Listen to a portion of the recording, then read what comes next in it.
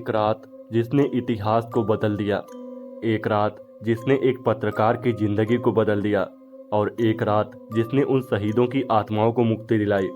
जब पूरा देश जश्न मना रहा था तो एक युवा पत्रकार नीरज ने एक पुराने किले में कुछ अनसुने किस्से और छिपी हुई कहानियां खोज निकाली।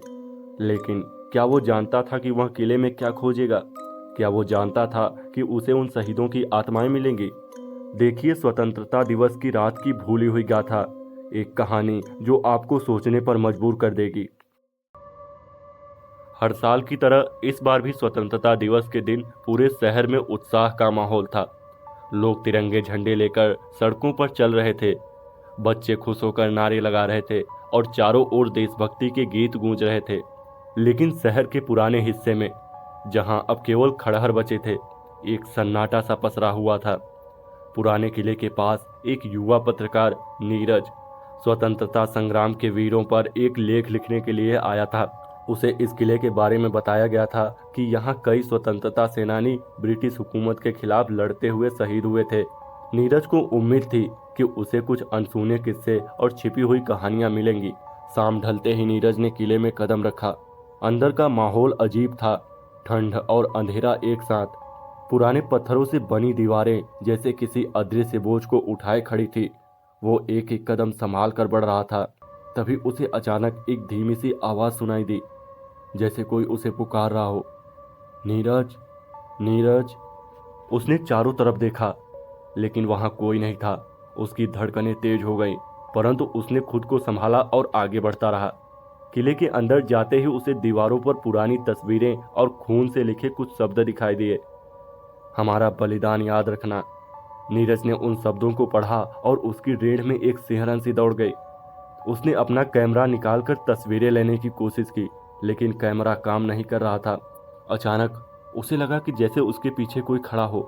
उसने तुरंत मुड़कर देखा, वहां कोई नहीं था, लेकिन अब उसे किले के भीतर से कुछ अजीबोगरीब हलचल की आवाजें सुनाई देने लगी। नीरज ने हिम्मत जुटाई और उस आवाज का पीछा किया। जैसे ही वो किले के सबसे गहरे हिस्से में पहुंचा, उसकी नजर एक कमरे पर पड़ी। दरवाजा थोड़ा सा खुला हुआ था और अंदर से हल्की हल्की रोशनी आ रही थी। नीरज ने धीरे से दरवाजा खोला। अंदर का दृश्य भयावह था।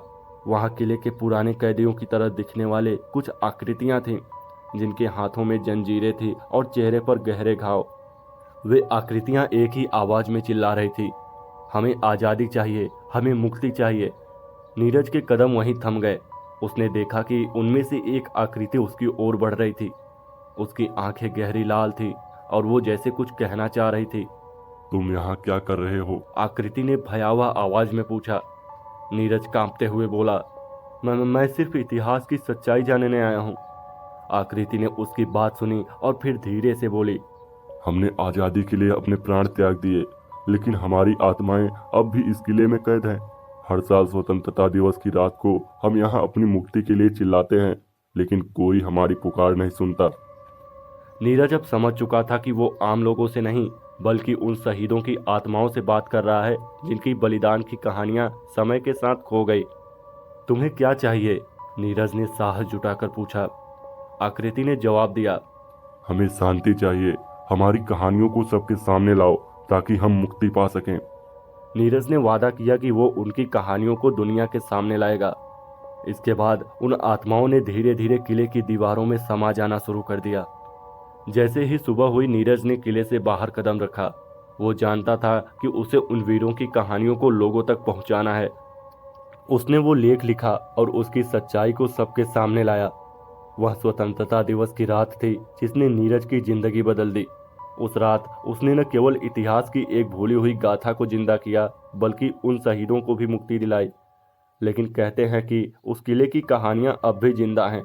आज भी जो उस किले में स्वतंत्रता दिवस की रात जाता है, उसे उन शहीदों की आवाजें सुनाई देती हैं।